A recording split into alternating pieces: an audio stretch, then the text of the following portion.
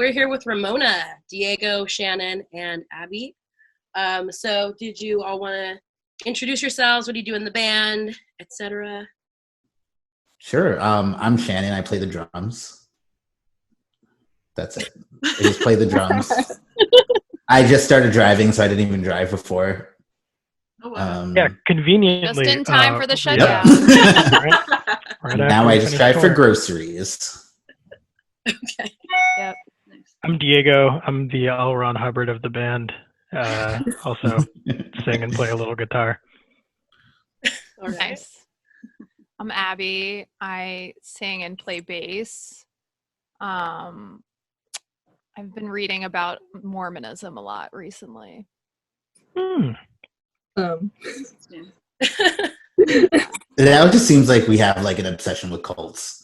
It's really not the case. Mormonism's really interesting, though. I can tell you guys about it. That stuff is really interesting to learn about, though. Like the Scientology, like the series and stuff was like super informative. And we have like the big Scientology churches in LA, and like walking around those buildings is like such a weird experience. Like, have you been inside?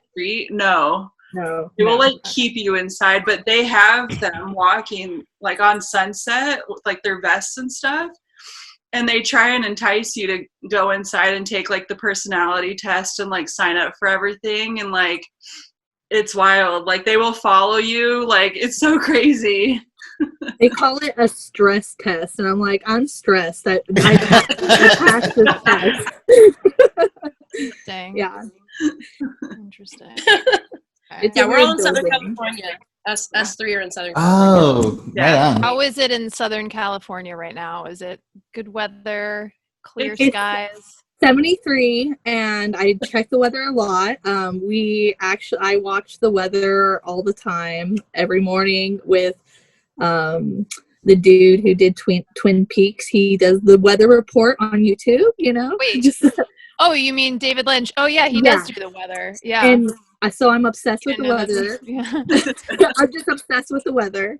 That's awesome. Have you watched David Lynch's videos where he just like makes things, like where he fixed a hole in his own pants? Oh, yeah. Amazing. That was so fun. I'll watch anything he does. He can like put toothpaste on a toothbrush and I'll watch. I agree. Yeah, I'm from the San Fernando Valley. I'm Beth. I'm from, more LA area for people who don't know what the Valley is. And I have Raven. I'm from Orange County. So, yeah. I do wear my mask, though, so. Oh, thank God. Nice. We all wear masks. I'm Kanan. I'm from Ventura, which is north of them. I don't know if you guys know Santa Barbara, Oxnard area is. Yeah. I have a rough idea of all these places. And so Abby and Shannon, you're in Pennsylvania, and then Diego, you're in Boston. Correct. Yep. nice. We're all kind of doing us time right now since it's very much scary outside. A lot of, for sure. It's like, it's not even like the virus. It's like people seem to have forgotten about it already. Yeah. Like, it's very strange. Like, yeah, we're seeing the cases spike even worse than like they were already doing, but it doesn't, like, there's not as much panic about it. It's just kind of like, oh wow, we're breaking records again, but okay, I'm just gonna live life, you know. Go to Thanksgiving with my family and my extended family. Yeah. Yeah, no. It's kind of ironic because I feel like every year Thanksgiving happens and people talk, and I'm just like, oh, my fucking family. And it's just like, especially in our community, you have all sorts of people who are just like, fuck, I don't want to go hang out with my family. Like, my uncle's a Trumper, or like, my parents don't support, you know, my lifestyle, like whatever it is. And now people are like, I got to see my family. No, there's a virus, but I got to get out there. Struggle. Shows you how desperate people are to interact. Yeah. But they're like, oh, yay, I can't wait to get berated by my mom. To get a haircut. What are you all doing to kind of stave off the weird loneliness that kind of comes with holding up for so long. We started this. Oh, huh. I'm an essential worker, so I don't really get to not live life. I just have to cover myself and wash my hands constantly, which I was honestly already kind of into. So change hasn't been too hard, but I definitely miss music, live performances, seeing it's like a whole nother life. It seems like like a whole other like a childhood memory, but it's only been since February since my last concert. So that's pretty long. I've never gone this long without a concert, I feel like. Yeah, same. Not since I turned like 13 or something, you know. I know, but yeah, just Martha stewing it at home, and inside trades, whatever. But yeah, Kanan's also an essential worker. Yeah, I work at a grocery store, so yeah. I'm one of the live events workers that's been laid off during this whole thing, so that's been fun. My condolences. I'm sorry. I know. It really sucks. We got to get through this together. Yeah, but I have gone back to work part-time, and we had something today, which was crazy. I was like, oh my God, we're actually doing stuff? Like, what? Yeah, so we'll see what happens in the next coming months. Things change and stuff. Yeah, the other day I was watching a live stream and Direct Hit played a few songs. And that was the first time I really, really had a feeling of like, oh, I miss doing that. Like but just in this way that like I've obviously missed it and missed so much of it, but literally just seeing them in a room like playing with each other, even though they're wearing masks and shit, I was like, oh yeah, that feels really good. Like I can't remember the last time I was even allowed to listen to music that loud. In my car every morning just to try with the essence. Yeah, my ears ringing after a show, like oh my God. Definitely. I do have my hearing back. That's a good point. Good benefit. Positive. Happy positives. Your hearing is ripe for once this ends. Yes. I'm ready to damage it. Right. So Shannon, you joined the band like from a Craigslist ad? Yes. And you all met at a place, right? Yeah, I was in a band and I had just left and we didn't really do anything or record anything. So I was kind of bummed that happened, and I put out a Craigslist ad. I didn't have any recorded music, but I had like 5 really good headshots and like a little blurb about what bands I like. And I just sent it out into the world. By little blurb, you mean like 50 bands. And I was like, I like it. Yeah, it worked. Diego and I saw the ad, and between the two of us, we liked every band on the list. So we're like, okay, this is a good sign. I wish I remembered what was on the list. I think Joyce Manor was on the list. And the Strokes were on the list, and Cloud Nothings were on the list. Of the 50 bands. Of the 50 bands I remember. Yeah, well, I just remember specifically the ones that I didn't like Abby did, and the ones that Abby didn't like I did. And it was like, this yeah, I think Tiger's Jaw was on there too. Tiger's Jaw. Who I feel like I didn't like at the time, but now I do. So it's all come full circle, you know? It sure has.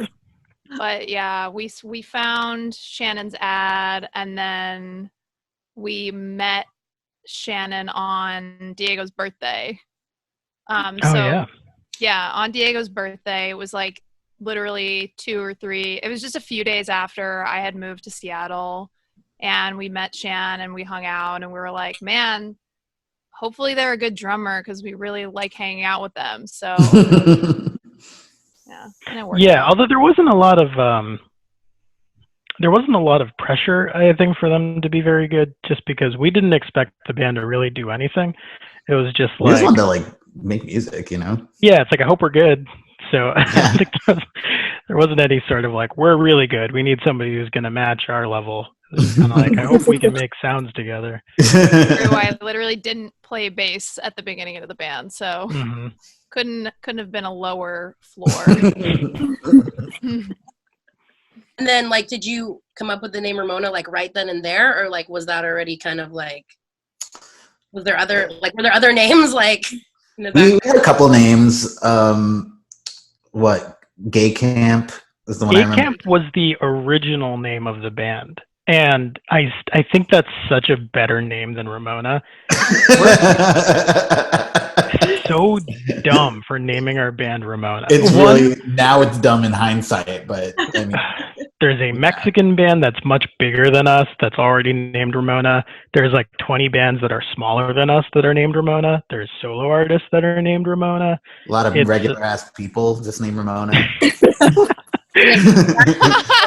We are competing with the literal name, yeah. Yep. And when you're playing a fucking, random bar in San Pedro, some guy will just want to talk to you for 3 hours about the Ramones, and you don't have the heart to say, like, I'm a casual fan of the Ramones. I'm good at picking band names.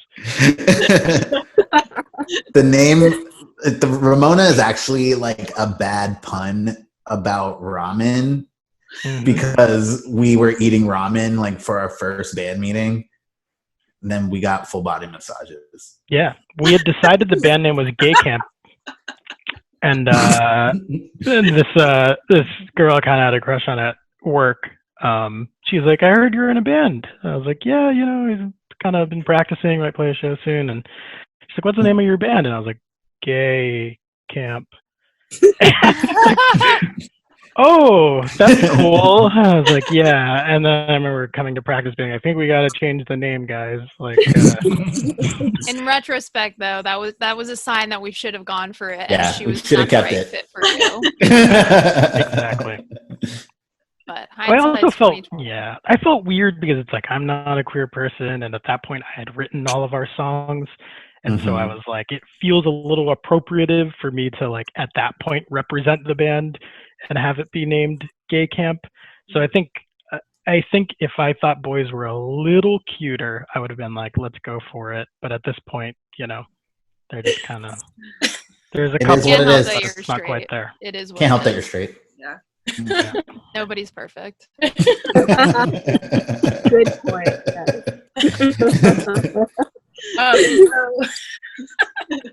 I do really like the name Gay Camp. So much better. God damn it. So It's much like better. we haven't talked about this in so long. Yeah. Man. I'm just Gay imagining. Camp. That was so good. I like design stuff, like a couple of these posters, this one, that one. Nice. But I'm just imagining like what I would draw for that, like the little like camp sign with all the little flags. Yeah, and, like, that's what I thought. Have a whole thing of badges. You Like, can just we name an could- album Gay Camp, I guess. That'll be We have a our- song. We have Gay Camp Fantasy, which is Oh, Yeah, that's coming out. That's a Song. secret. I Yeah, forgot not about that. secret. That was so funny. Gay Camp Fantasy. Yeah. It's a reference to our origins and to Hot Snakes. So. Or even you can just draw like a Ramona like print thing and then just do like a Gay Camp I'm gonna draw it now. It's in scenery, my- and then I can't get rid of it unless I draw it out. So here's your turning. I do remember very specifically we had an idea for a shirt that was like a campfire with like the queer triangle in the middle instead of the flame, and then just, the three of us around this fire and all that. And I'm like, that's a good shirt. Oh, It's an alternate reality Ramona where they have a good band name. Dude, we could have been on fucking Pitchfork and everything. Yeah. Would have been so much more popular if that was our name. Yep. Now we're fucking lucky if Brooklyn Vegan announced as a show of ours. Unmistakably. Mistakenly says we're cool because they meant the other Ramona. Oh, this Ramona. Oops. So it Yeah, goes. it's kind of crazy. 5 seemingly straight Mexican people in that band. A lot cooler than whatever we've got going on here. Gonna write a note. It- The Ramona. They do get NPR actually like featured them in this like Latinx artists of the month thing and accidentally tagged us in the playlist. And I, of course retweeted it and was just like, wrong Ramona, but this is good press. Like, yeah, we got hits after that. We got hits. I mean, they're not wrong. I guess we are. Yeah, that's true. They didn't realize, we're down with the cause, guys. Yeah, don't know what we're in it. Yes. That's a good. So is somebody going to say something? No, I said that was a good idea. I'm going to start using NPR as a hashtag so I get more like. So you get I'm like, please, can you stop? Like, that's the move. Hashtagging us. Block you, Beth. You're like, I was blocked by NPR in your bio. That's a badge of honor to me. So how did you all get like signed to Red Scare? Because you're like the Sad Brunch EP that was on Bomb Pop Records. Mm-hmm. Yes. So then the deals. Oh wait, I have it here. Conveniently. is on Red Scare. So how did you all get signed to Red Scare? It was just kind of a coincidence. Yeah, Diego, you know the story. I'll make it brief. I use too many words for everything. I already am. Yeah, we moved from Seattle to Philly. We kind of just felt like the East Coast could maybe help us out in that way. We thought we'd maybe find something of an audience there and make it a little bit easier to tour around and all that. And as it turned out, Philly, Toby was living in Philly at that point, and we sort of kept making friends of friends, and then we became buds. And then I sort of had this really shitty feeling of like, we're friends and I like hanging out and I don't want to sully that by being like, can you put out my band's record? Because if you like my band, then you could probably ask me to put out my record. Like I just didn't want to make it awkward in that way. Like we didn't have a ton of friends in Philly in the first place. So to sort of take that shot and risk making a relationship in Philly weird on that seemed risky.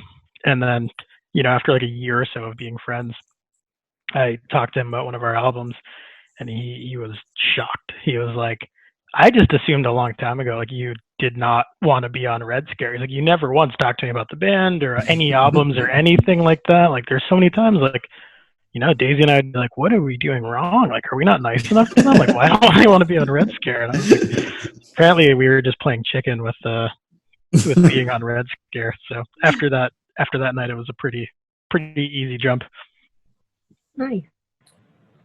Pretty brief. Pretty brief. I'm expecting so many more words. No, yeah, that's really cool. Like, do you, like, how do you feel about deals compared to like Sad Brunch and the Hard Silk Split and everything like that? Like, are you like more really proud hype on like the next Ramona album? Yeah, I think it's honestly all about growth. Yeah, like for sure. that's something I really noticed. Like from even just the process of recording an album.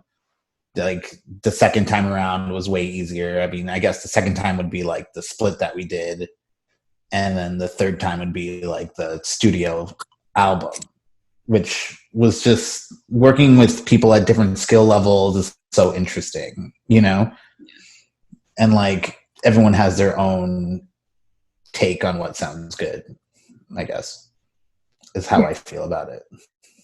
Yeah, it's just fun to like see the progression of both the recording and like the writing style and our vocals, our ability to play our instruments. Like I think that's the biggest thing with our band is like we're never satisfied with anything. So I mean, we always look back and are like, oh, we want to be better next time. So like we've been remotely working on songs and we're just kind of more stoked about what's to come, but it is cool to see like the progression of each recording.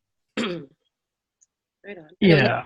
It's like getting better, and then I think of not quite better, but it's funny that you bring up that song because I literally was like listening to the album at some point, like the most recent version, and I was like, I could do that better. And I was like, we should just record it again on the next album. Like every time I hear, I'm like, it's an improvement from the first one, but I still feel like there's room for growth. So I don't know. Totally. And I think so much pressure is put on like our first full length coming out on Red Scare, like a record label we've known forever, and we're just in general like I think pretty slow band at writing stuff because we do so much tweaking and refining before we're like this song is done. So there was a lot of pressure I think for us to like get it right, and then it comes out and you know nobody still knows who the fuck you are, and you realize that's what I was stressed out about. I think that record fucking rips, but the majority of people haven't heard it, so we got to keep putting stuff out there. So in a weird way it's sort of like, all right, we got that done, and that checks a box for us of like we've released an album and we can do it, we know what the process is. But I think beyond that we don't care, but I think it's like we hope people really like it. I think it's really cool, but I think we have a lot more interesting stuff to do. Yeah. There's more freedom when you've gone through the process of an album and you're like, okay, well, it didn't fail, so then you want to push yourself and and sort of like make it even more your own, like take your own perspective more than outside perspective about it, you know. So that's why I'm so stoked about because I agree, like trusting yourself that like something sounds good, you know. Right. Exactly. Go with your gut instead of like trying to tweak it over and over and over again. So trying to find that balance, I guess, because like definitely it's like we're all like anxious neurotic people, so that's I was gonna be like us too. No, it's like trying to find that sweet spot, you know, like I'm done with it and I don't need to touch it anymore, otherwise I'm gonna start messing with it too much and, you know, just go overboard. But yeah. But you had like a lot of like creative freedom with like the album itself. Yeah, I this is like the first time we ever collaborated on like an art thing, like just with the album art, and everyone thinks it's weird. I was like, whose idea was this to have these like stereotypes? Yes, like, I don't remember whose idea. It was. Do either of you remember? It was. So originally, Abby, I believe, had the idea for us to be on it as ourselves. And then I want to say Shannon and I started riffing on just like making it super over the top. And then I was telling my brother, Sal, who was in Rebuilder, I was telling him about it and he hated the idea. He was like, that sounds so tacky. And I remember we sort of left it there because I was pretty adamant that I'm like, no, I think this is what we're doing. And he was like, I really feel like if you're putting all this work in this album, like why just make it a joke? And I'm like, you know, whatever. So we left it for a day or so. And then he texted me and he was like, what if it were mannequins? Like, what if it were you guys as mannequins with all those ideas? I'm like, oh, I love that. And then we were trying to think of like who should take the photo and all that. And I knew that Tom May had been getting into photography and had been looking to do some stuff there. And so I reached out to him and sort of asked like, hey, would you want to meet up with us and talk about this thing? I remember we actually went over to his house during an Eagles playoff game. Very South Philly moment. We shared wings. I just want to bring that up. We shared wings, something that we would do now. Oh, man. Yep. One time my cousin was there who I didn't know was my cousin. You guys remember that? Yeah. I have this like cousin-in-law who like I hadn't seen in years, and basically there were a bunch of people there, and then like a guy left, and then Tom was like, yeah, that guy said he was related to you. I was like, what? And I just hadn't seen him like since I was a child. Anyway, that's an aside. But that's great. I forgot about that. Yeah, I forgot about that too until this. Yeah, and so Tom was super on board, and we bought a bunch of like photo equipment and all that. We set up in the Menzinger's practice space, including a bunch of mannequins, which we then tried to return afterwards. And Amazon was like, no, you can keep those. We'll just give you your money back. So we were stuck with all these mannequins. Remember, we bought a bunch of tanning spray because we were trying to make the mannequins match, but it wouldn't stick to the mannequins. No, it was apparently really greasy. Bronzer doesn't work on mannequins, apparently. It does not. Barely works on white people. Yeah. And I just then, remember you like putting that should bronzer have on been the a sign if it mannequin. doesn't even Like- stay on like living skin. and then my girlfriend Steph did all of the layout and all that, and put it all together. So we were very lucky. She's a graphic designer, and Tom's great at photography, and so it all kind of came together. Everybody was really stoked on what was happening, and I think it came out like perfectly. I'm so stoked with it. I'm so proud. I feel like a lot of people don't get it, but I love it. Good. I love it. Mannequins. The best part of the album cover, by far, in my opinion, is that if you look at my feet, there's just crumbled up tortilla chips all over the bottom. As if this metaphor wasn't too obvious. Yeah, I bought some 40s and Newports and sprinkled them on the floor. Just like class act. And you try to We don't talk as much about the back cover because Yeah.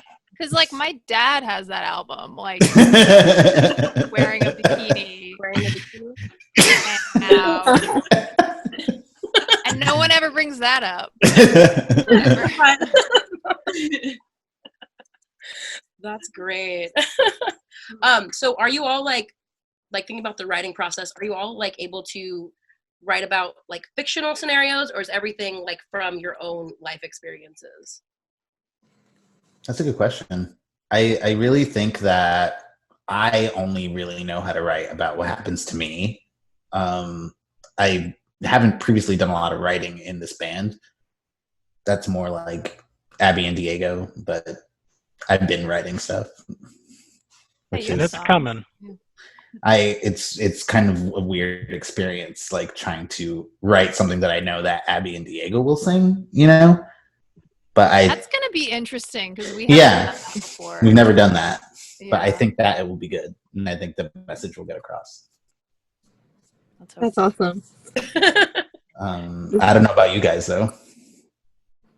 You're definitely by far the more experienced. It's all from experience for me. Yeah. And it's funny because even times where I've like thought I was making something up, like I'm like, oh, I'm just going to write this so it becomes cohesive. I look back and I'm like, oh my God, that was about something and I didn't even realize what it was about. So, but it is all from personal experience. Yeah.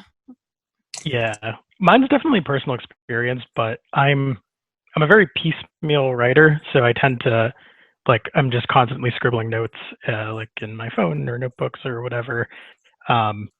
And typically once I've written a few things that kind of make sense together or about similar feelings or similar events that happened, then I'll put them together, and then it's easier to kind of pull from everything else I've written and kind of create a song. So it's very rare that I sit down and I'm like, I'm going to think about this one relationship and write a song about it. It's more like, I'm going to think about this one feeling I had in this relationship or in this moment and combine a bunch of different things, which is cool. Another thing that I kind of decided really, really early on for my writing is it's sort of like, I think in high school, one of my friends said something about how, like, you know, these pop punk songs are just like dudes like just shitting on ex-girlfriends who like were probably objectively much better people than the dude who was in that band. And like, it's one of those things where like once you hear it, you just can't stop hearing it everywhere, and you're like, oh my God, I hate all of these songs. It's sort of like when somebody mentions that, you know, there's no Black or Latino people in Friends, and then you're like, holy shit, I can't even watch Friends anymore.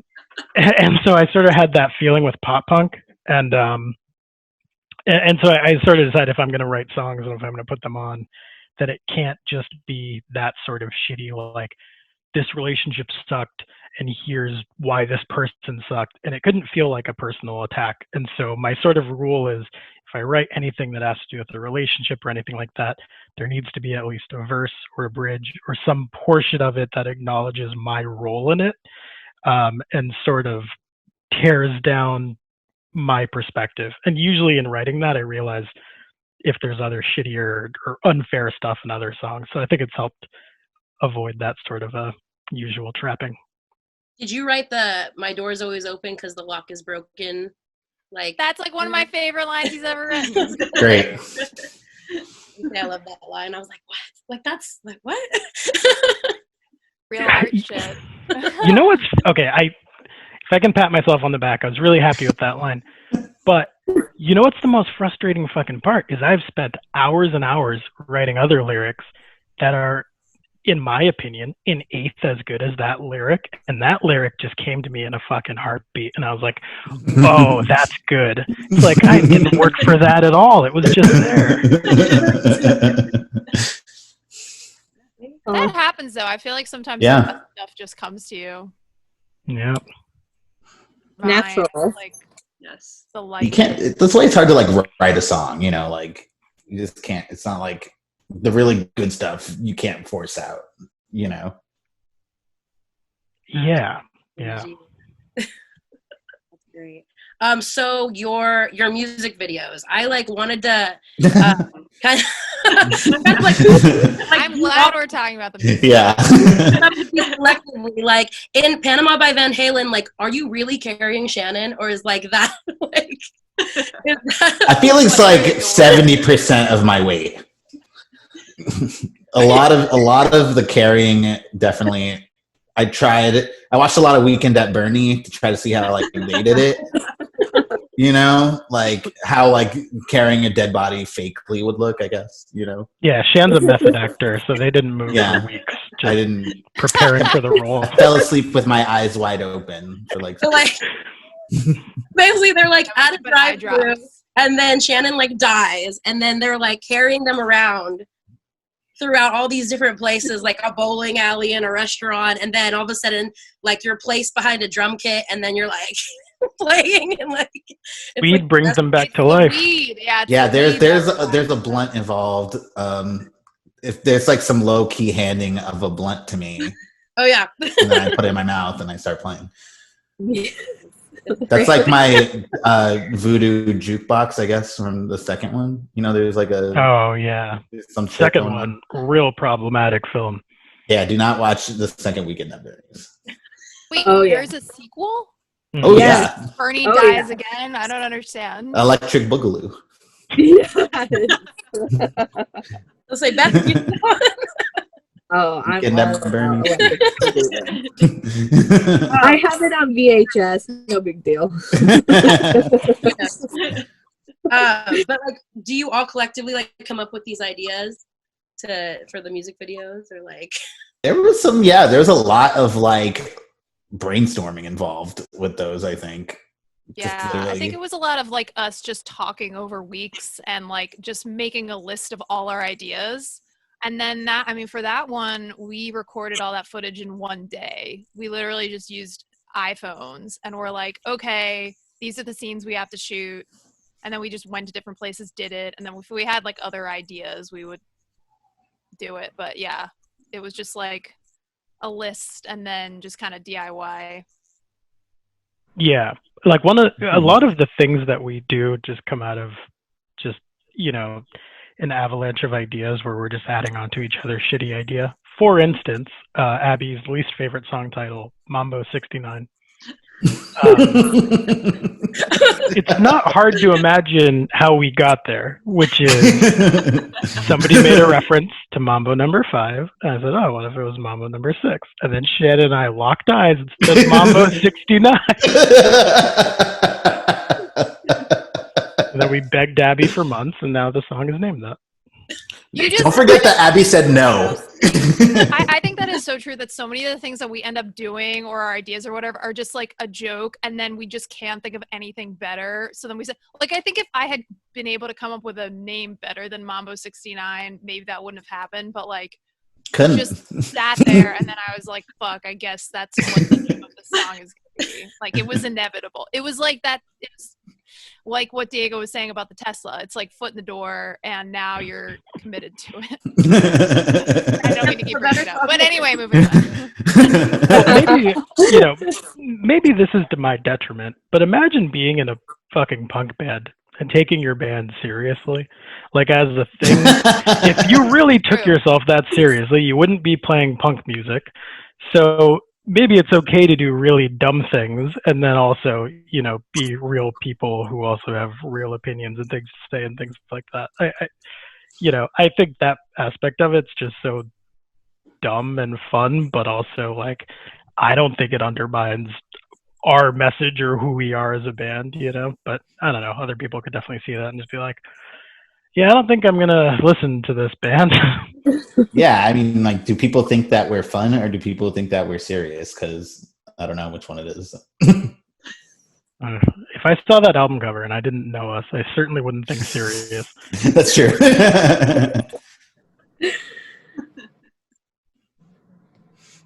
You should do fun and serious. Fun and serious, yeah, a good balance. Oh yeah, I guess we could be both.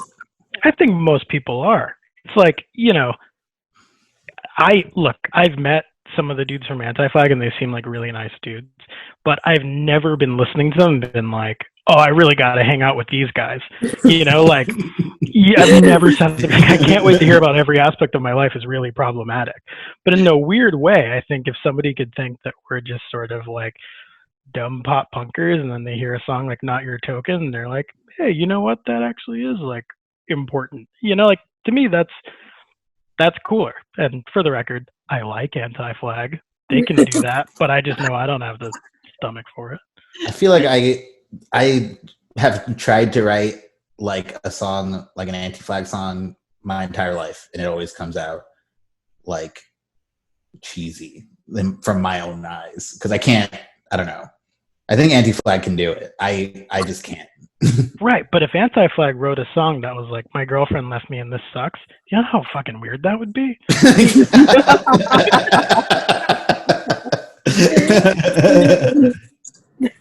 True. Like, no. That's very, very true.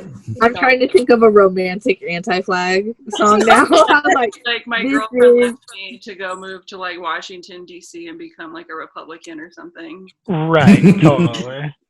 I have to be like, she left me at the protest or something, you know, like there's just no way it's like a typical, you know. Anyways, you get the point. Yeah. And then the Not Your Token video, you're at a bar, there's like a bunch of white guys, like dudes, bros, and then they like, you know, they get upset and then you guys have like a pinball war and then come out in your like tracksuits with your ramen. Like, I love that so much. That was fun. That was actually, I really love doing that video because it was like, it's a little different from the Panama video in the respect that we like had decent equipment with like a set, you know? Yeah. Like that was all Ted Kwan. So like we thought of the idea and then we were like, oh, let's talk to our friend Ted Kwan, who he does like marketing stuff and makes videos. And so we reached out to him and like I met up with him and he like coordinated all of that. Like he got somebody to shoot it. Like he got the camera. I mean, it was all the nice looking stuff of the video is all Ted and Co. Yeah, we had nothing to do with that. Yeah. We just wanted to play pinball, like to be honest. Yeah. On the pictures inside, like the sleeve of the record, like the pinball machine is Shrek. Is it? Oh, I hate that. I love that. Is the Shrek game fun? No, it's just a reskin of the Family Guy machine, which is also not very fun. And it just plays a lyricless version of All Star in the background on loop. I hate this. Like, I keep finding out new stuff about like the record, like years after it. Like, what is this? The Shrek thing? I had no idea about until just. What can be worse though than the fucking egg in the? I mean, there's an egg in a butt. I think. Yeah. The egg challenge. Oh yeah, the egg challenge. I mean, come on. There's an egg in a butt. That has to have been the worst decision. I knew about that though. You know. Yeah.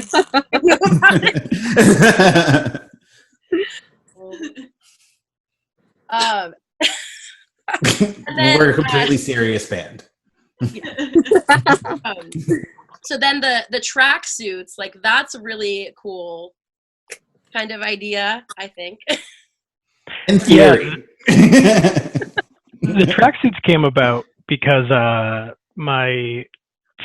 good friend Greg from the band Bobby's Oar, in Seattle, he was running a company called Restless Prince and making, shirts and all that. And we were on tour.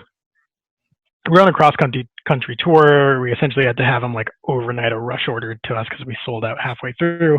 And we had an off day somewhere in Michigan. The whole package got lost. And so we lost like, $500 worth of merch, which at that point was like as much merch as we had. And it's like a small DIY tour, so we were pretty bummed on that. And it just kind of sucked. And like later on, I came to him and tried to get another order done, and he had a lot of other stuff going on. And it was just one of these things where like awkwardness built up because this bad thing happened that was nobody's fault, but nobody really felt good about it. So then nobody was talking about it. And then one of our friends was like, hey, you guys just need to like chat about this because I know that neither of you are mad at each other, but you're also both being fucking weird with each other. So like talk. So we did. And we had a really great heart to heart about all this other stuff. And then he's like, can I just make you like a free order of shirts and just like call it a day? And I was like, no, like it's not your fault. You shouldn't have to make us new merch. I was like, but what if you did something like dumb for us, like something dumb that we would never actually pay money to do because it just doesn't make economic sense to do it? And he's like, what are you thinking? And then we started talking. We're like, all right, we kind of always wanted custom tracksuits. Would you be willing to like screen print these? We'll buy the tracksuits and all that. We just want them like made up. So that's exactly what happened. We found these just extremely polyester fucking blue tracksuits online. And you did fight a lot about what color they were going to be, if you remember. Yeah, I guess that's the other unspoken thing about dumb things in this band is that they don't happen on a whim. There's a huge fight secretly about it. Yeah, like there's a lot of effort that goes into doing something very dumb. But yeah, so he made us these tracksuits and we started wearing them. But I think if they were comfortable, we probably would have been wearing them to like every show and had that be like our thing. But they were really, really, really sweaty and uncomfortable. Yeah, just tough to play a show in. We did the Beastie Boys set in those, and that was very, very sweaty. Yeah. We'd bring them out for like random shows, but yeah, I think it's something that'll return at some point, and maybe we'll go name brand this time, get Adidas or something like that, something that's now actually I understand, comfy. like it is worth it to spend the money on it. Breathability. Yeah, it needs to breathe. And you feel dumb for about 30 seconds, and then you feel sick. Then you're like, people get hyped, They get hype on the tracksuits. And, imagine being in a bar where you can tell where your crew is within 10 seconds of looking around. It's great. You're just like, yep, that's the three of us here, unmistakably. It's awesome. I just want to quickly bring up the best tracksuit moment, which was at Pooza, like with that machine at that pizza place where you got you know what I'm talking about? Oh, yeah. Like, that's just, like, the best. I love that. Just, I I wish I could have seen that. One of the things I'm known for is, there's no other way to put it, but, like, parlor games. Like, whether it's, like, pinball or darts or pool or things like that, it's just I take to those things fairly well. And I think maybe the most baller moment I've ever had in my life was after Pooza 3 years ago, Shannon and I were walking around after our set, still wearing our tracksuits, like pretty drunk, getting to that late point in the night where you're just sort of, drinking just to keep awake because you're kind of zombie-esque at that point. And we're like, we just need to get a slice of pizza and then head back to sleep. And we walk into the pizza shop, put in an order, and we see this couple over by the claw grab machine. And this guy tries to win some sort of toy for their partner, and they're unable to, and they all go back and they sit down, and we're waiting for this pizza. And I was like, I'm going to give this a try. And I walk over, put a buck in, first try, get this teddy bear. And people just start fucking hooting and hollering. The whole entire people are throwing their poutine around. Like. And, we're wearing these blue tracksuits that say Ramona across the back. So it's just like baller image. Like, great publicity. Who are you? And, yeah, then I just turned around and I was like, I don't actually want this teddy bear. And I gave it to the girl who had just lost. And it was just, and then our slices came out right in that moment and we just fucking walked away. And I'm like, no song could ever make us look this cool as a band. True hero. Yeah. I think that's the kind of stuff I miss about shows. Just like random moments of connection. Yeah. Yeah, it's very true. So good. I miss everything about shows except for paying a lot of money for beer. Very fair. Saving a lot of money. But I do support pre-gaming responsibly and buying all the merch you can. Yeah. Yes. Oh, we're not good at being a real band. Like I think right before COVID, we sort of that year for us, like following deals, we started playing slightly bigger shows and having green rooms and things like that. And like that was all new to us in a way that we were comically underprepared for. Like we were doing a couple shows with Iron Sheik and the Menzingers and Roswell Kid, and we got our advance the night before, and it said like the venue will not be providing beer tomorrow, and it had like some little disclosure. So we, having been in a band that's typically had to ask some kid at a door to like please pay us some money, we took that to mean like, oh, we don't get free drinks tomorrow. We're like, all right, whatever. So we stopped at a liquor store on the way and bought a bunch of like Miller Lite and other cheap beers and stuff. And then we walk in, we're loading in, and we're carrying our own cases of beer. And Iron Cheek's like, do you guys like not drink High Life? And we're like, well, what do you mean? And like, there's like a lot of High Life in your green room. And we're like, oh no, we're cool with High Life. Like, it said they don't provide beer. And they're like, yeah, that means the venue doesn't. Like, it means the tour's going to provide it. And I wanted to be like, how the fuck do I know that? I don't give a shit who's providing the beer. How would you even tell me? If there's beer in a room for us, I don't think like, oh, I wonder who got this for us. It's like, oh yeah, we get beer tonight. So we spent like our show money bringing our own alcohol. Oh, no. So then every band or like band friend or anybody who came in would just be like, oh, do you guys not drink like that stuff? Like, are you guys like, we're like too good for High Life now? But right? Are you like brand loyal to Miller Lite and not High Life? And every time it's like, we didn't know that they provided beer. And be like, yeah, of course they provide beer. I'm like, we don't know what it's like to be in a place where we're not buying our own beer. Yep. I feel like 95% of this band is complaining. That's what we do best. Too much beer.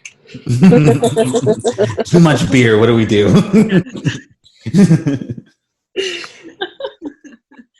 All right. Well, could you take the beer home with you? Leave it there. Yeah, I'm pretty sure we did. I think usually if there was leftover beer in the green room, we'd stock up. Why not? That would go to waste. Yeah. They're for you. Yeah. I take them. Diego, what's your best green room story? Green room story? Yeah. There's plenty of strange green rooms. I like that one in Tennessee that was just like a long hallway, but next to the stage, full of tequila and whiskey. Or when someone stepped on a rat in Brooklyn. And we played Tennessee. There was like the one, on the Direct Hit tour where it was like this weird little side room and it was so loud and you couldn't hear anything. But also, I don't remember. I don't see these are the details I don't remember are like green rooms or things. The only one I remember is in Baltimore when Diego set up like the video game on the big TV, and we were just like chilling on the couch playing. That sounds nice. Yeah. Oh, another maybe not like a great green room story, but similar to it is whoever was tour managing, I forget which tour we were on, they came in to give us our per diem, which we didn't know what that was. We didn't realize they gave us money for dinner. So they handed me $30, and I was like, no, our guarantee is, whatever.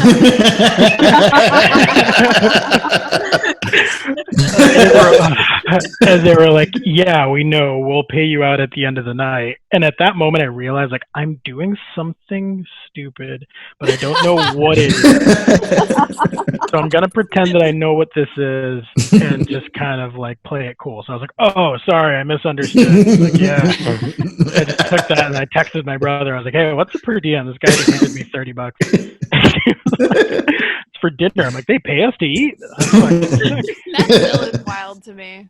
Yeah, I had no idea what the fuck. You know what reminds me of so much is in the first Borat, when he gets in the elevator and to get to his room, and Borat's like, no, I will not go to a smaller room.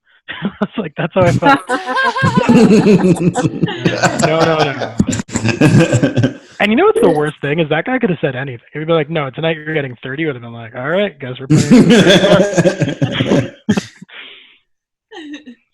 So good. That's hilarious. Love it.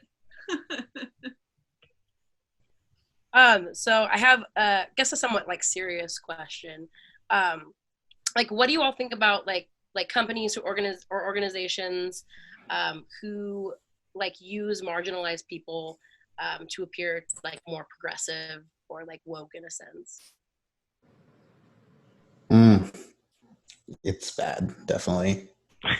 That's a dumb answer, but like it's funny because we've made like such a point with our band to like not make the groups that we're a part of like part of like a central tenet of our image. It's not like in our, I don't know, it's more just like this is part of who we are, but it's not the only thing that defines us. So yeah, it's like I guess a lot of bands would be like, I'm trans, person of color, like we hit all the boxes of what it takes to be like woke, I guess, because we're all part of those communities. I just think that definitely sometimes the people who talk the loudest about that stuff don't actually like believe those ideals. Yeah. I think to me, I have two main thoughts. The first being like, if you're alive today and you really expect companies or corporations or organizations to have your back in a way that's non-performative, like, have you been paying attention? Exactly. So, when I see companies saying very vague things about supporting, Black people, but not Black Lives Matter, or having pride rainbows everywhere, but, being owned by people who are donating heaps of money towards protecting families, and shit like that, it's not surprising. I think there's probably a larger discussion to be had about whether or not, even performative things like that marginally move things forward in a way that's meaningful, probably. But in terms of like organization faking wokeness, like, yeah, absolutely. I think what's more troubling to me is the way that people use that in ways that they don't even necessarily think about. So, we've been to queer shows and spaces that are completely non-intersectional, and with people who adopt POC culture as a way of looking cool without actually having to live that experience. And to me, that's that's way more hurtful than, you know, Walmart not saying Black Lives Matter, because I don't expect shit from Walmart. But somebody who exists in this scene with me, you know, using performative allyship is, I think that's really hurtful. And I think that's the stuff that I think gets pretty tricky, because on one hand, like, everybody can't be expected to know everything right away, but I do think that there's a lot of people who know exactly what to say and know exactly how to sound and know exactly what to support without having to actually perform it in a way that makes a tangible difference. I mean, even right now, you see it with COVID, where it's like COVID disproportionately affects Black, Latinx, minority groups more than it does white groups. And if you're somebody who is all about Black Lives Matter, but also hanging out in large groups of people and, you know, endangering other people in your community, that's going to disproportionately affect the people you claim to support, you can fuck off with your fucking black square on Instagram, you know? Like, yeah. Absolutely. Anyways, that's how I feel. I mean, I think especially this year with the current events and, you know, things that have happened, I think it was a lot more prevalent in a sense. Like you kind of mentioned the black squares on Instagram. I think that's a great example of performative activism. I think there were a lot of people who posted that and didn't understand why they were posting it or where it was coming from. They just saw people posting it. It was like, you know what, I'm going to post it to seem like I understand what this is about, you know? And I think totally. Even in the punk scene itself, it's grown, you know, we've made like these great strides and being inclusive and, you know, accepting all, you know, genders, races, sexual orientations, you know, all of that stuff.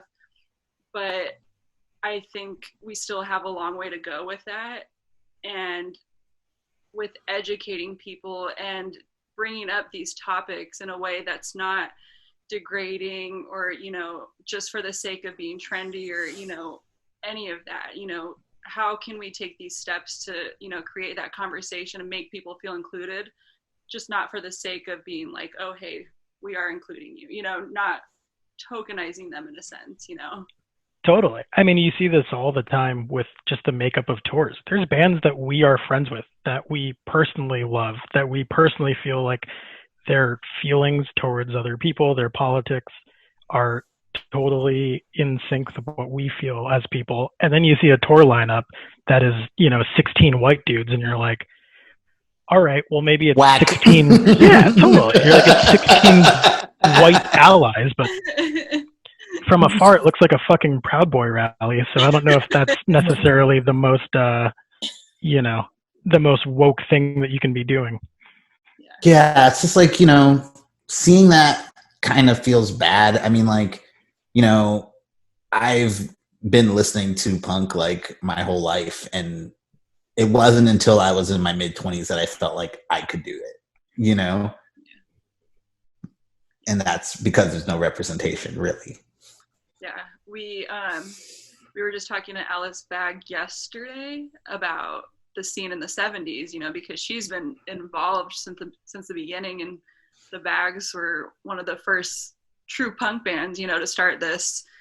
And she said that there was a lot of representation that got completely erased from the 70s narrative. She said it was more of a melting pot than people think, but with like the Decline documentaries, Suburbia, like all of these old documentaries who focused on, you know, the original scene in a sense, all they think about are these like cis white males who are going around beating people up because they're, you know, black or, you know, gay or, you know, whatever it is, when that really wasn't the case at all.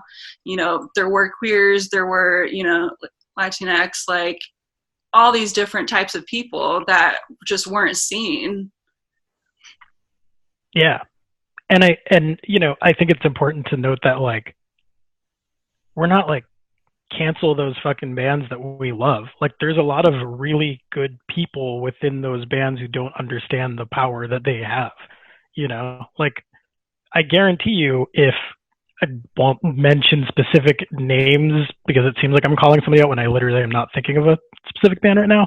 But like, if the drummer of one of these bands was like, "Hey man, I don't want to go on this tour because like I think we actually need some representation on here," yeah, maybe your agent or somebody's going to be like, "Oh fuck, this is a pain in the ass," but they're gonna do it. They're not going to be like, "I guess the tour is canceled because we can't have representation." They're gonna find a way. But I think it's like, people don't realize the power that they have to do those things, and it's sort of like, I'm with you. I wish there was more representation. We're all about representation. We'll donate a portion of this shirt to go towards Planned Parenthood, but like, we're not going to have a female fronted artist on our tour. Like, Yeah. you know, so I think like, I think it's important to meet people where they are a lot of the times and realize like, if you've always existed in this scene and you've always had a safe space within this scene and it's never been something that you necessarily had to push back against, there's a learning curve to being like, I need to speak up and I need to do these things. So I'm not saying like cancel all these bands, but like, we do expect better and you can do better. So do it. Yeah. Because like, you know, the people of color in these scenes, they see that they're not being included, you know, with all the good POC artists like in punk right now, like, just seems a little weird, you know? Yeah. No, I totally see that. I totally see that all the time. I have a really big appreciation when I see certain bands that I've loved my entire life bring new artists, women artists, you know, all different kinds of varieties that aren't just, you know, white cis male. Like Bad Religion is the one band that I can say like Jay Bentley has a really good thumb on what's going on right now, and the bands he's brought on have been like, what, you know, not just like Against Me, but like solo female artists that is like acoustic act opening up for Bad Religion. Like, he doesn't give a fuck what people think. If he loves an artist and he sees that they're about, you know, something that he represents, he like will give them the chance. And you know, that's just very rare for me to see, like with older bands that kind of just do the same thing, you know. It's unfortunate, but there are like glimmers of hope out there, you know. Yeah, and there's small steps they all can take, you know, to create that awareness and just make it a part of their routine. It doesn't have to be like some event that happens for them to say, okay, we're going to donate these merch sales to this organization to show that we're, you know, supporting whatever's going on. It's like, you can do that. It's great. But you also need to do that every other day. You know, it shouldn't take something to happen for you to say like, oh, we got to pay attention to this, you know? Yeah, absolutely. I also think it's kind of funny because if you look at a lot of the tours that come out, there's already tokenized bands on there in the way that they're like, we got to bring out a band for the old heads. Let's get Guttermouth. Like, it's not like you're not already bringing on generalized bands, you know, because you're like, oh, we got to check this box. It's like, you're already fucking doing it. You have the power to do these things. Yeah, for sure. Platform in that Never way. even heard of Guttermouth. We almost toured with them, man. Consider yourself Yeah, that was almost a thing. We almost toured with them? Sure did. Oh, I man. forget why, but we almost did. What? You missed that email. Whatever. We don't need to get into it.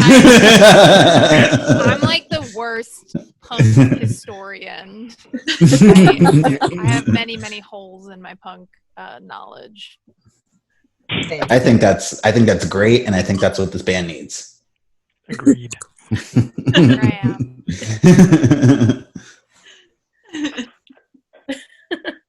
So what kind of like advice would you give like to younger folks that, you know, don't feel seen or heard, or maybe like outcasted or not comfortable in their own skin because of, you know, their looks or their sexuality or their race or, you know, what have you? I would say I think it's hard because I want to tell them that everything's going to be okay and like everything, you know, you don't have to look over your shoulder, and like, you don't have to work twice as hard, but you do. Like, find your nest, like find even if it's just one person or a couple people that you click with and who like are it's like your safe space. Like start with that and then just kind of grow from there. And then I feel like in terms of being in a band, like being in the music scene and doing that, like I have no other way to say it, but like find a Diego, like find somebody who is willing to like, this is a compliment, Diego. I agree. I know he hates compliments more than insults. Diego's about to walk out the room right now. But like it's great to find somebody who is like willing to go out and talk to people and make things happen. It's like, that's not my skill set, you know, but it's great to find somebody who like is good at that and is going to like push for those things. Cause like you really, so much of like, especially like punk and DIY punk, it is just like meeting people, talking to people, asking for things, asking questions, like, you know, so you have to like have somebody who has that skill set, you know, to like push things forward. Thank you. That was such an awkward thank you. I don't know. As soon as I said it, like, it sounds disingenuous, but I know, yeah. For me, I think trying to think about how to phrase this. I think it's like find and surround yourself with good people, and that doesn't necessarily mean surround yourself with people who know exactly what to say, or look or act exactly the way that you need. Like obviously, it's really nice to find a niche of people who are like-minded and things like that. But if you don't have it, then build it. Like, I think so much about friends that I have grown up with who, like, I grew up in fucking Boston with all white friends. Like, a lot of really fucked up things were said over the years because we didn't know better. They didn't know better. And a lot of those I think are really like some of my best friends who I've had a lot of meaningful conversations with where I'm like, hey, I didn't realize at the time, but this thing was really fucked up. Or like, this treatment was unacceptable. And a lot of that has been like me realizing what I'm willing to endure. And a lot of that has come over time in building trust. And I think it's like if you surround yourself with good people and you teach people to be tolerant. I mean, obviously I'm not saying like just deal with any fucked up bullshit, but like you can bring people along. You can introduce people to more and more other weirdos who are going to open up a lot of people's minds, and you will have more and more allies to the point where it doesn't feel like, man, I have two people who I feel comfortable with and then nothing else. Like you can find other like-minded people who don't feel safe until they know that they're safe. And I think like, you know, even within the scene, you find pockets of that where like we'll be on tour with certain people and then you sort of feel like, maybe we're the odd man out on, or, you know, the odd people out on this tour. Like maybe we're not so like-minded. And then you talk to the bassist of one band and you find out that they're queer and non-binary and they maybe didn't feel super secure on this tour being themselves, but now they've got allies. And like, you know, so I think it's like people are there to support you whether or not they're where they need to be at that moment. And I think like right now it's a really easy time to be pessimistic about people, but I truly in my heart believe like people can be brought along. You can build a community that is strong. And it's often not fun, but I mean, it's worthwhile. I think of all the unfun conversations we've had with each other. So many, and other people. So many. It's not all pinball and Jaeger bombs in the Ramona camp. I think the biggest thing is finding, like, related to what Diego was saying, is finding people who are like willing, who want to learn, who are not afraid of being wrong. Because I mean, so much of what I've learned has been by me saying the wrong thing. And like, thank God I was around people who were kind enough to like help me along and like help me learn. And like, you know, but you have to, it's like a two-way street, you know, you have to be willing to admit when you've made a mistake. And you also, you know, it's helpful if there's somebody else who like loves you and cares about you, and you can sort of move along together. Definitely.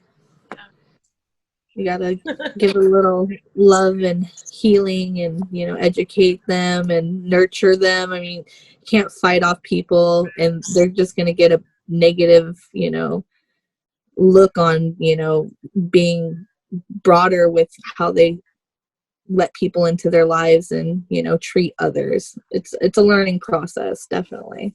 Yeah. And I think too, like people who may not understand, you know, like don't get upset or, you know, mad if someone's trying to educate you, you know, they're just helping you out to create this awareness and start that conversation. You know, we all have to be open to learning all these different things and, you know, not taking it offensively or personally. Yeah, I mean, I feel like especially when a marginalized person like can take the time to even reach out to you and be like, I'm putting this emotional labor forward to help you. You know, that's a gift. Yeah. You know what I mean? That's a gift. It A lot is. of people don't see it that way. Yeah. Yeah. We need more platforms to, you know, let people ask questions and, you know, be educated by people who are, you know, caring and, you know, well versed on these subjects, because, you know, I've learned a lot. I came out when I was about 12 years old as a bisexual labeled. I always feel queer is the best way to describe myself, because I'm very much gay, but I don't know, like it wasn't in a time and place where it felt accepted at all. 1999 did not feel like a safe space for queer people. Definitely got made fun of a lot for it, and I see so much change, and like I'm hopeful for my children, you know, and I have to think of this. I'm a parent, you know, I have a 6-year-old son and a 4-year-old daughter, and I'm like, whatever happens in their life, like I'm going to be loving and accepting, and I'm thankful that I had that in my life to steer me in the right direction. And like I don't feel that there's anything my kids could do besides hurt another person that I wouldn't like love and accept them for. So, you know, it's definitely good that we're so advanced, because it's a better scene, you know, like my kids getting into punk, I don't have to worry about things like, you know, are they going to be accepted for, you know, their race, their color, their gender, you know. I know that it's progressing a better direction for everyone. Yeah. Acceptance and love is great. Community, like the punk community is just like so amazing and, you know, so accepting. Now. Now. I would never found like my friends if it wasn't for, you know, the punk community. Yeah, it's true. I mean, even when we all met each other, we were kind of off-puttish, and like thankfully the internet kind of made us like more social. Yeah. But like, yeah, it brought us closer together, and I think that having these platforms, like I said, is the most important door to open for others who like just come across this, even if they don't have interest in it. They just see how happy it makes other people to like spread positive energy and information. Mm-hmm. Absolutely. And it might just hit that one person who hasn't felt heard yet, you know, and they see it and they see that it's a safe space for them to, you know, feel welcomed and, you know, comforted and everything. Yeah. Gives them the space to have a voice and create, and we'll have a better scene, more musicians that feel comfortable to create and speak their mind, because other bands are already kind of doing it. And, you know, we need the variety. We don't just need one band, we need multiple bands in every city. So oh, totally. I think about it when I was growing up, and everybody would do this sort of like, "What celebrity do you look like?" and blah blah blah. And it's like, I got George Lopez every fucking time, because what other chubby famous Latino were you going to mention? There just wasn't a lot of selection there, so it's like, I got him by default. But like, you hope that things progress over time so that current 9-year-old Diego has options. It's like, if the minimum thing that our band does is just give a few new faces and a few new types of faces on a stage, like, that's not nothing. That makes a difference. Definitely. Yeah, for sure. Now I'm just trying to think, like, 9-year-old Diego today. I was thinking about it in the back of my mind. I'm like, I don't know. Dude, I was trying as well. I'm like, maybe we haven't progressed. Slightly older George Lopez. Oh man. I was gonna say, Raven, we have like the fun like speed round questions now, right? God. I don't know if it's like speed round, but just they're like fun smaller. little- They're not like as questions. in depth like Yeah. kind of questions. First question is, what's your favorite tour snack? Ooh, I like jerky. There was a whole thing. I had a thing with jerky for a while. Like, I was just really into jerky, just meat snacks. Meat snacks. Yeah. I think I know Abby's. You know mine? I think so. Beyond Taco Bell? Or does Taco Bell not count because that's like a meal? I was going to choose Taco Bell, actually. Oh, okay. Well, then I won't choose Taco. I don't know. What is my answer? I don't remember these kinds of things. Wait, Diego, answer. I was thinking those Starbucks almond milk, like, are they like frappuccinos or lattes or whatever? In the bottle? Yes. I don't know if that qualifies as like a snack, but in terms of like things that we'll get on tour that maybe bring you the most joy to find at a random rest stop. Oh, the almond Honestly, milk. Right. Yeah, because they made like the almond milk ones. I also love, and I have only the best Starbucks one I was ever able to find. It was almost like a smoothie. It was like a chocolate banana almond milk smoothie thing from Starbucks. It was so good. And then Starbucks basically makes a version of like a Red Bull, but it's like a mini Red Bull, which is the best night driving drink because it's a lot of energy, but it's not a lot of liquid. And like when you're on a long drive, you do not want to drink a lot of liquid, but then you have to stay awake, so it's like those Starbucks things were the best. Can I make a special mention for Tim Hortons? Good old Tim Hortons. Tim Hortons. But Canadian, that's a rare treat because we're never up there. Yeah, for the record, American Tim Hortons hellhole, but Canadian Tim Hortons is so nice.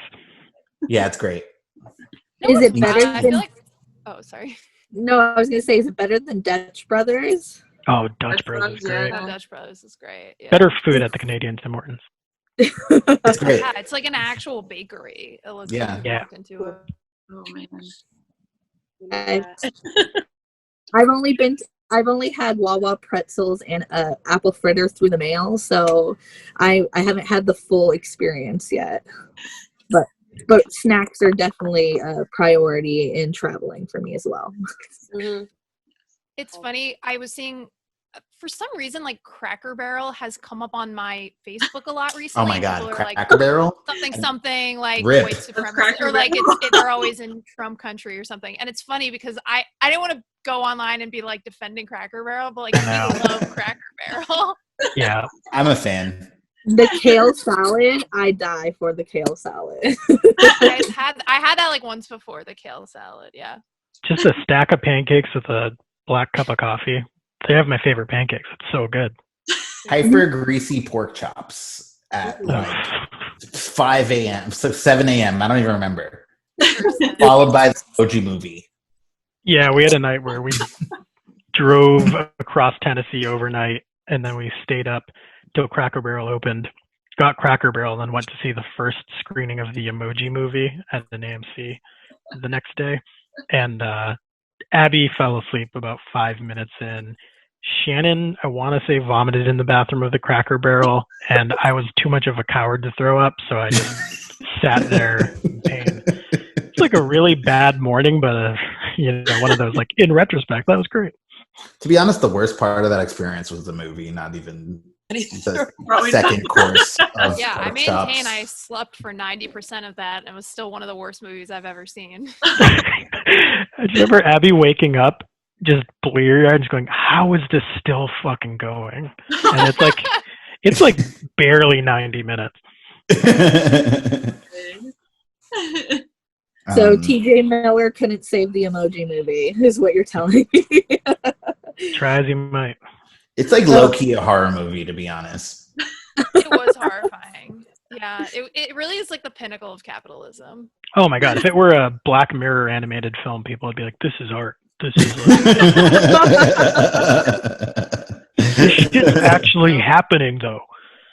Yep. Right. What's one thing that you can't live without on tour? CPAP. I literally was gonna say Shannon's CPAP machine. That's really funny. Pocket CPAP machine. What could I not live without? Oh man, I'm gonna have to think about that for a second. I could live without it, but my throat would hurt in the morning and everyone would be angry. We bought Shannon a bootleg CPAP machine, and it legitimately helped us so much. Their snoring is intolerable, and that CPAP machine did wonders. It goes right up my nose. So maybe I should go.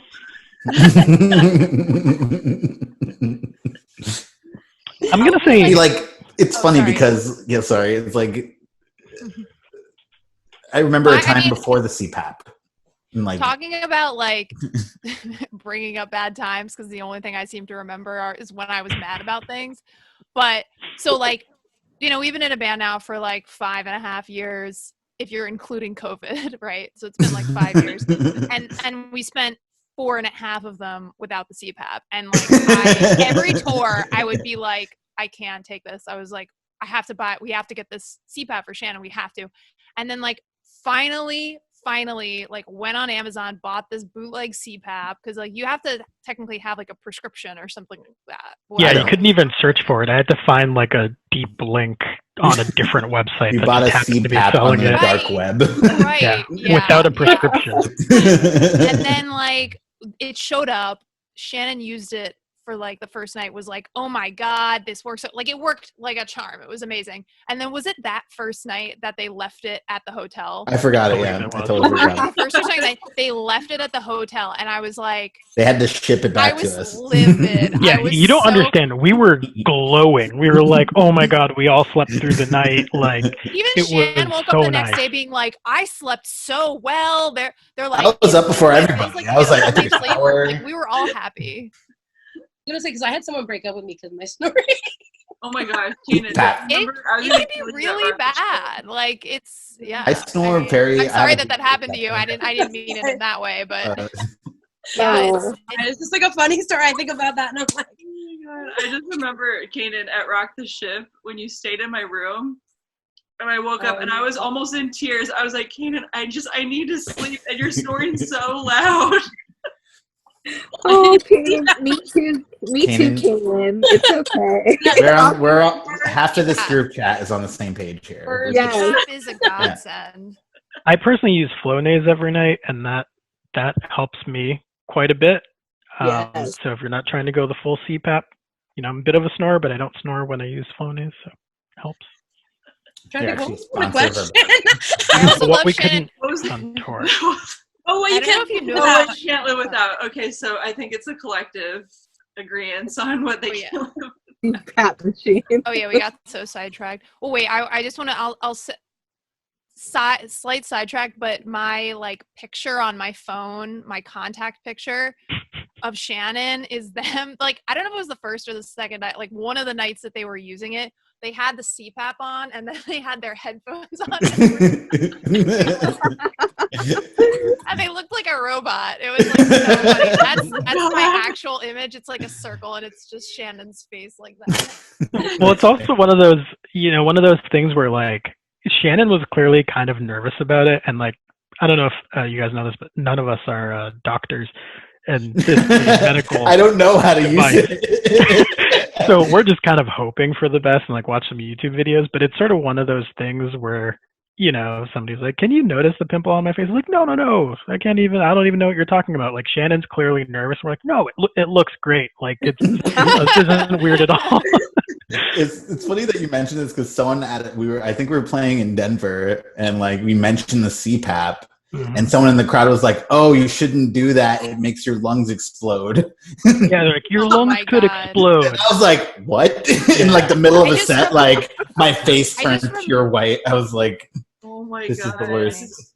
I just remembered like what finally convinced us to get it, because when we were on that Teenage Bottle Rocket tour, Cody, the night that Cody stayed with us, and he brought his CPAP. It was like the rest of the band like went to sleep, and like the three of us went out, or our band went out drinking, and like Cody was like, "Oh, can I come along?" And we're like, "Yeah, please hang out with us." And he ended up staying where we were staying, and he brought his CPAP with him, and he's like, "Yeah, this is like the most amazing thing." And after that, I was like, "We gotta get it. It's essential." I'm very impressed that you managed to get one without a prescription. It took a lot of searching, but I managed. Yeah, I'm not particularly Did you pay for it in only Bitcoin? because of course Diego is able to, you know what I mean? Like, I'm like, that's part of the course. Yeah, that's part. Diego is our mastermind, the face, if you will. Well, He's our Danny Ocean. To go back to the band for a second, I mean, the album's called Deals, Deals, Deals because we embrace scams in this band. I think all three of us have very strange little hustles. And as a band, like one of the greatest things that ever happened to this band was like when Moviepass came out, because we're like, oh shit, like all. Oh my God. You know, like, we rode that really wave. There's a Moviepass on there, yeah. Yeah, like all three of us can go fucking see a movie anytime we want on tour for $10 a month. Like, we just have to run through the emergency exit. Easy. We saw mad movies like that. So many movies. In Jersey. I went like every day. Also, I probably made that company lose a lot of money. It's so worth it. What is the best movie you saw with Moviepass? Because I think it was Serenity, to be honest. I was going to say Hereditary. It was like Hereditary. Yeah. I think it was Coco. Coco, that was a good one too. Coco that was good. No, the three of us did. Yeah, we all did. Oh, did we? You were there. I think we snuck into a theater in New Jersey. It's Cherry Hill. I remember when the lights came up, we were all just sobbing. That's where we're at.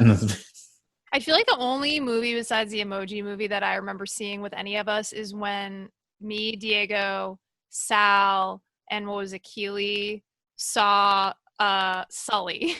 Oh, yeah. I miss Sully. Movie about Chelsea Sullenberger. Yes, I saw Great that. film. I saw every movie that year. Rise, Beth. Oh yeah, but anyway, we got so sidetracked.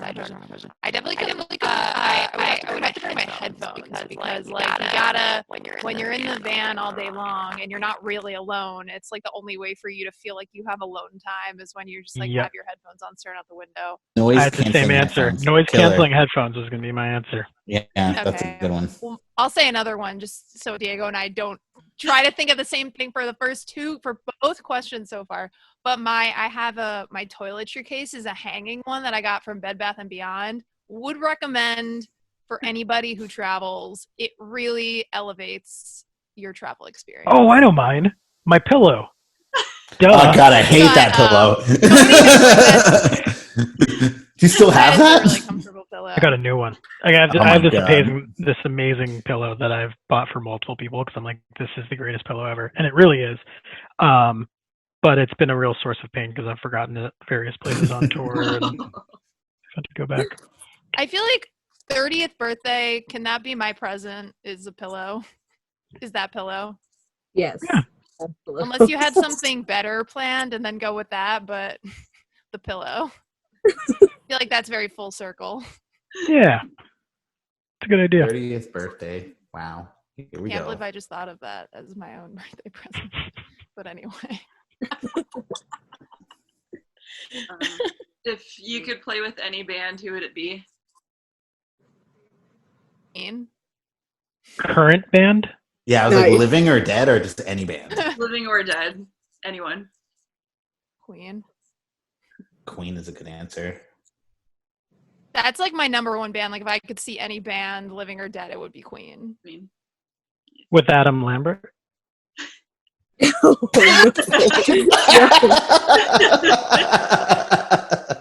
That took me a second. My non-reaction. That could still happen. Abby. Yeah, they're still going. Yeah, You're they're still good. going. Wait, was Adam Lambert really playing with the rest of Queen? Yeah, Is as that real? Oh Freddie- yeah. yeah. For like I mean, a I'll be while. honest. When I was in high school, I went to see One Night of Queen, which was a Queen cover band. But the guy who was Freddie Mercury won an international competition for like impersonators. So he actually was really good. But still, no, I wouldn't That see the band? Adam Lambert to answer your question. This is a tough question. Who would I play with? It's like Beastie my answer Boys. would be Prince, but I have a feeling that Prince would be like Prince would shit really all over us. annoyed to have us be opening Yeah. up for him. Like, what the fuck They'd be like, happened? "These pieces of shit." We have to somehow prove ourselves to Prince. That would be Right. a whole side story. Like, this kid can barely fucking play guitar. How the hell is he opening up for us? Yeah. I think it'd be a really demoralizing experience. So yeah, I'd have to go Beastie Boys. That would be I saw that for your answer. yeah. Who would I pick? I don't know. I can't think of anyone who I would want to play with. I know that sounds weird. You know, like, I think that, I don't know, I'm blanking out. You're a big pick a second Sublime with song. Rome fan, right? Oh yeah, Sublime with Rome. There you go. Chanzo is like, they got better with Rome. That's Chanzo. I still to this day don't really understand what that is. So it's Rome is a band. Like I don't really get what the Rome. Rome is a guy. Oh, Rome is a guy. See, Yeah, that's it's the thing, is, Sublime with I Rome. heard Sublime with Rome. So Rome is. Oh, I thought maybe Rome was another band. I don't know. I don't know what it is. I don't know what song it is. Is it an album? No, Is it Rome is Sublime literally together? just a guy. Sublime with Rome Ramirez didn't sound good, so they just went with Mhm. Rome. That's the person's name. Like I don't know who Rome is. It's Whatever. just, I'll have to look this up on my I think they got YouTube famous. Yeah, it's just Eric Wilson now. That's Eric Wilson and a different drummer, which he's original bassist for Sublime, and this kid who's like a really big fan of Sublime. I went to go see their second show, and it was like they opened up for Cheech and Chong, so it was like Nice. it was a big show, and it was the Smokeout Festival, and so this kid played with Sublime, two members of Sublime, and I was like, this kid is a fan because he played the Stand By Your Van versions of songs. Like he did the brah, brah right in the right place. And I'm like, this guy is fucking cool. Like See, That's when great. Rome does I it, like it's cool. him. When Diego does it, That actually it's sounds whack. really No, fun. stop. it was so good. It's Yeah. like the full experience. Like if I was gonna see them, I would want the full experience. Yeah, it was just some kid who was a fan, like that did AOL music sessions and met Eric Wilson. So I mean, they made original music, like their own music. So it's Sublime with Rome has their own like albums, and it doesn't sound like Sublime, but they do very heavy Sublime sets. So it's still enjoyable. I have Crazy Fool tattooed on my arms. I love Sublime. I love that. I smoke a lot of weed. Okay. My first tattoo, I thought about this a lot when I was high school. I wanted my first tattoo to be a big ass Sublime back piece. But I never did it. Never did it. I'm mad that glad I you didn't. did that. How hard would that be to explain? I mean, like, I would rock it. I don't care. Yeah, I understand. I still have this, and I have to make. You're like, are you crazy? I'm like, it's a song. It's a song. I think that I don't really. I try not to think about like, oh, who would I play with? But I think about bands who I would like to play with again. You know. Yeah. And one of those bands would definitely be Toys That Kill. Oh, hell yeah. That tour was probably the most fun, like the most real experience I've had with other people who are just playing a show who are vets, you know, who've really been in the scene a long time. And it was a good positive answer. experience. Yeah, they're great live. I love them. So good. That was really nice. That helps also, and Yeah. I love that someone nicknamed Moose has a CPAP machine because I love Cody. So next time I see him, Hopefully I didn't. It wasn't bad that I put that on blast that he has a. No, I mean, I've heard it before from Miggy, so don't worry. oh, good. Okay, I didn't. CPAP gang. We're gonna get on that. Start our own band. Yeah, we'll get back patches. We'll be really cool. All right, last question. If you can describe your band with 5 of your own songs, what would they be?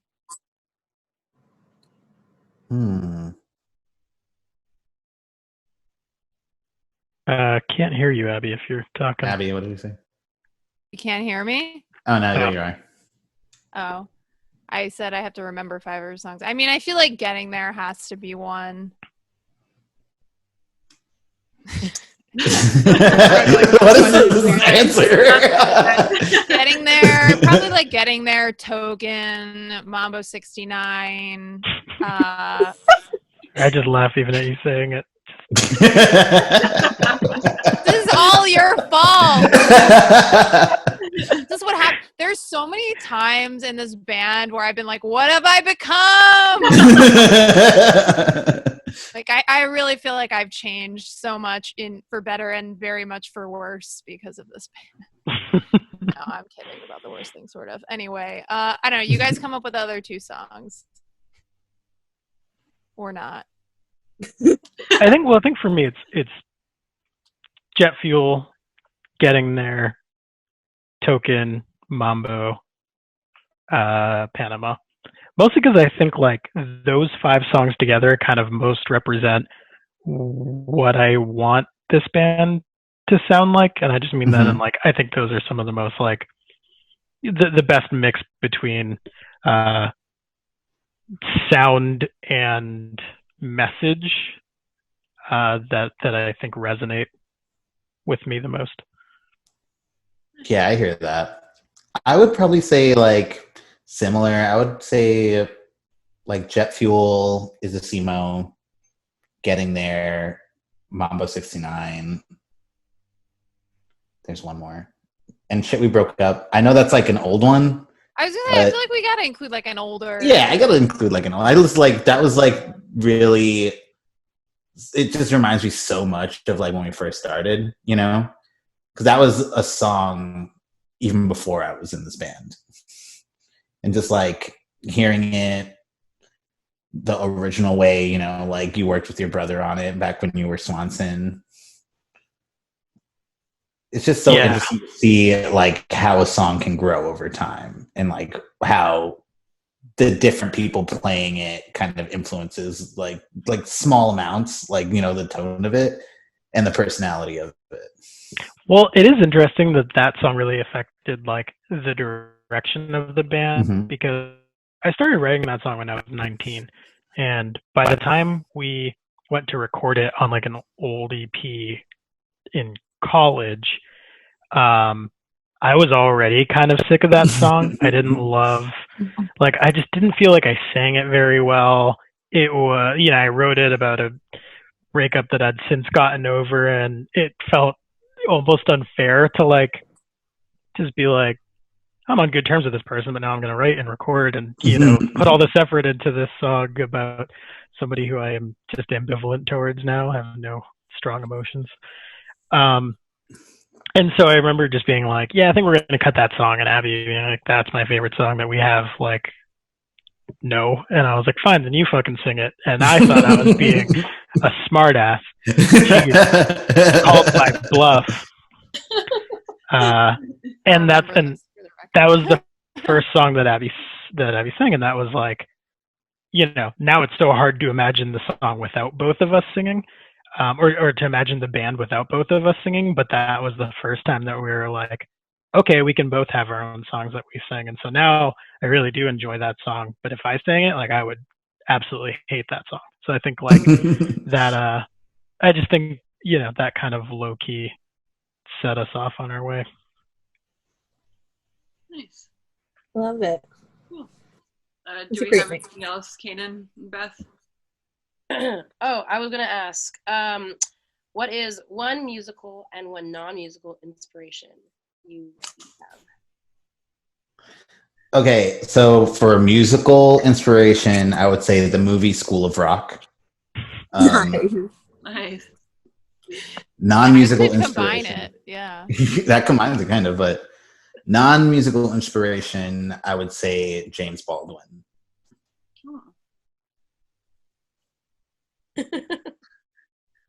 Just, Go, Diego, or do you need a minute? I got it. All right. In musical inspiration, I got two answers. One, I have to go with my brother. Like, he's just been playing music as long as I've been alive. And, like, that's always been his main pursuit. That's been the majority of what he has done. And, like, I never considered myself a musician growing up, so always watching that, I was super envious of it. And as I kind of grew into being able to play music and do those things, I think seeing somebody who has just been so singularly committed to this thing that they love, like, that was always kind of an inspiration to me. Just like, it's just, to this day, I don't know if I have that level of commitment to it, which, like, is interesting to say when you're in a band that you enjoy being in. But it's like, I intend on being in this band the rest of my life. But, like, if you ask me that today, it's still a scary thought. And so I think always being being around somebody who is just always so, like, focused and driven to just getting better and finding opportunities and doing that was always inspirational. Second answer, kind of have to go with Abby here. I was literally thinking of changing my answer later. Oh my god! Okay, well now I don't feel weird about saying it. Well, now you can't say it. Now you're not allowed damn to. It, literally, all of our answers are the same. This is so annoying. I was trying to think of some. Okay, I'm sorry. I'm not going to interrupt. I mean, like, I think I'm very inspired by both members of my band. Obviously, just because I think we have, like, learned so much and worked incredibly hard, and have just accomplished more than I think we ever anticipated. And it seems like every time we accomplished something and there was sort of a new bar, we all were able to reach it. But I just think about the fact that, like, Abby couldn't play bass before she joined this band, and, like, not only learned to play bass, but, like, is my favorite bassist. Like, I think that's, like, such a just core part of this band. Like, even Abby's singing style, from where we were when we first started to, like, now having, like, this personality and just sort of signature way of performing that I think has, like, that's taken legitimate work. So I think, like, I'm very inspired by both Shannon and Abby, but I specifically think about the fact that, like, if I went into this band and I was like, I don't know how to play guitar, but I guess I'm gonna have to learn, we just wouldn't be a band. So so I think that's been it. And then non-personally, I'll keep it short, but since George Carlin was, like, my hero growing up, and I don't know that he's necessarily been surpassed, and since he's dead, he can't be canceled. So, hopefully it'll stay that way. Canceled from beyond the grave. Would George Carlin be canceled today if he wasn't? I like, don't know enough about his stand-up to know. Okay. I feel like he would. George Carlin has this bit about how America needs a little terrorism to keep us on our feet, and this was pre 9/11. Nice. So that's just accurate, though. That is just accurate. Yeah, I mean, just like Watchmen. I think that if that happened, yeah, if he was alive during 9/11, he would be canceled back then, and then everything else is pretty much on point, like the censorship, like the 7 words you can't say. Like, I love George Carlin. I think that he would definitely be canceled, but he was not like C.K. Lewis. He was a happily married man, so hopefully like that would keep him going nowadays if he was alive. Like Dave Chappelle is so big, and I don't ever think that he will be canceled no matter what he says, and I think it's because he says a lot of things about everyone. But I think that George Carlin today would be canceled, unfortunately. Like, it's kind of like a weird line where he'd get canceled by these people, but then he'd be put on a pedestal by comedians, like, because comedians are, they protect each other in this business, and you'll get canceled one week, but then you'll be at the Comedy Store the next week, kind of thing. Yeah, I just feel like the older I get, the harder it is to like, I just put anybody out there as being like, I idolize this person in any way. It just doesn't seem like a really safe thing to do. So if I didn't say that George Carlin, I'd probably say my mom, just because I don't think she's going to get canceled either. But like, that's always a safe answer. Yeah, it's like you're setting yourself up for failure. Right. Either nobody knows whether they're dead. Otherwise, I'm not going to publicly say I idolize anyone. That's smart. But yeah, I mean, honestly, I definitely agree with Diego. Like, I don't think I've never been in a band this long with anybody, and that's for a reason, Nice.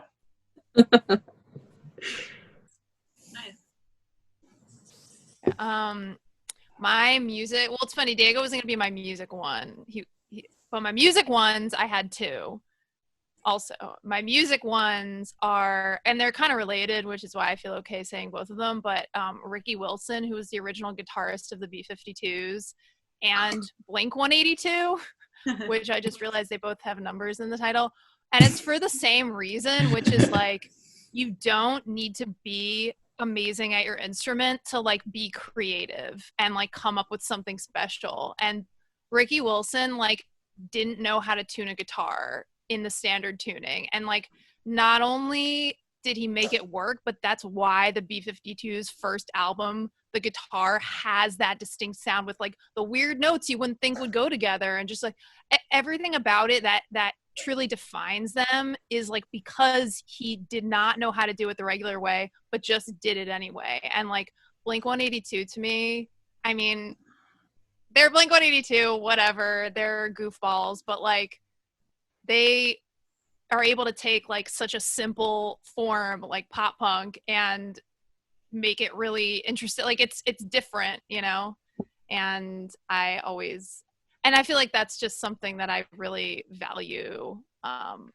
in music. Like it doesn't have to be difficult. You don't have to be good at like it's a low barrier to entry, you really just have to like you just have to care about it, and have to be willing to like put in the work, and you can come up with something great, like you could have like a piece of dental floss and you could make something and you could string it.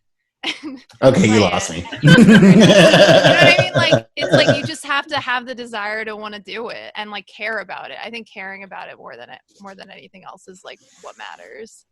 So those are my musical influences.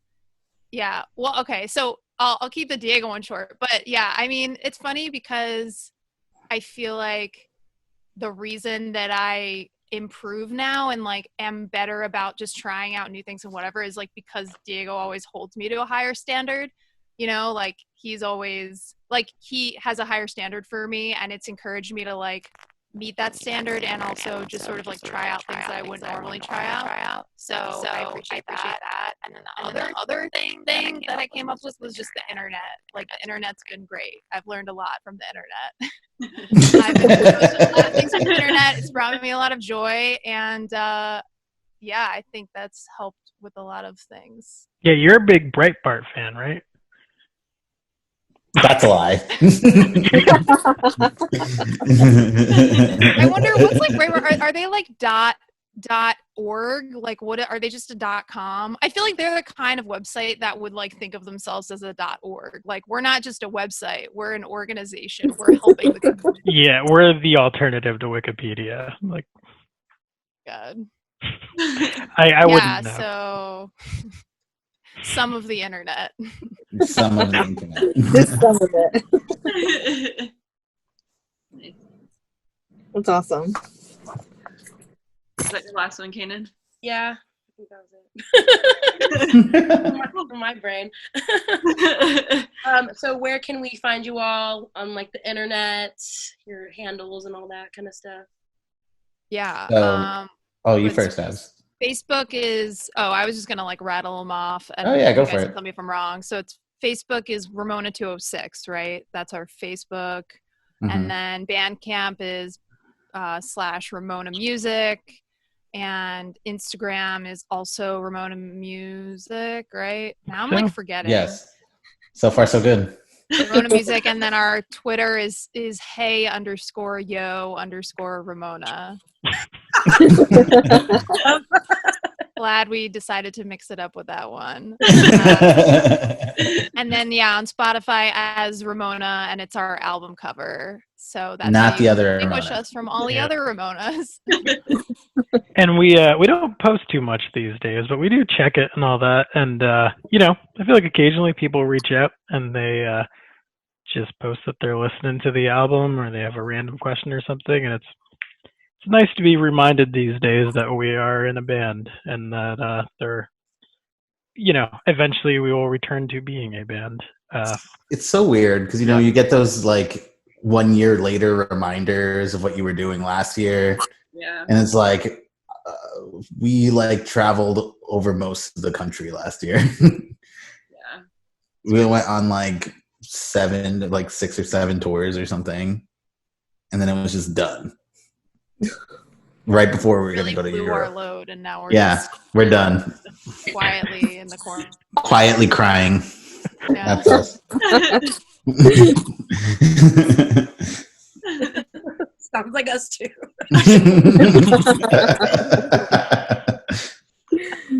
Same. Hey guys, should we be a .org now? Grrrls.org.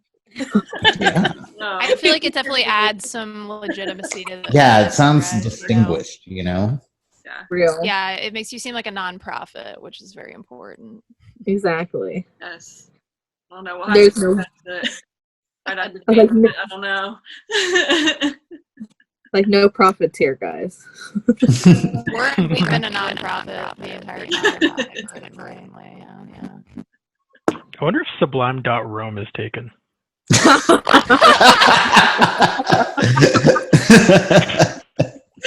my god.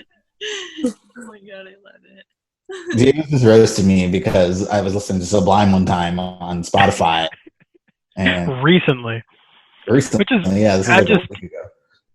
But that wasn't the one I was roasting you about. You were listening to Queens of Leon? Kings of Leon. Kings of Leon. They call Oh, it Kings of that's what Leon. it was. Yeah. Oh yeah. By Kings of Leon. Yeah, because that album rips. Are you kidding? Queens of Leon sounds like a much more interesting band, TBH. They went on tour with Gay Camp. Yeah. This is the alternate future that we could have had. Oh my god. I love it. It's not too late to change our name, I'm telling you. That's true. We are mostly anonymous. Yeah. Oh I my don't know God. who you are. Yeah. Well, thank you so much. It's been so Thank you good. for doing this. Yeah, definitely. We really appreciate your time. Of course. Thanks for having us. Yeah, Yeah. thanks for having us. This is rad. You're not thinking about me too.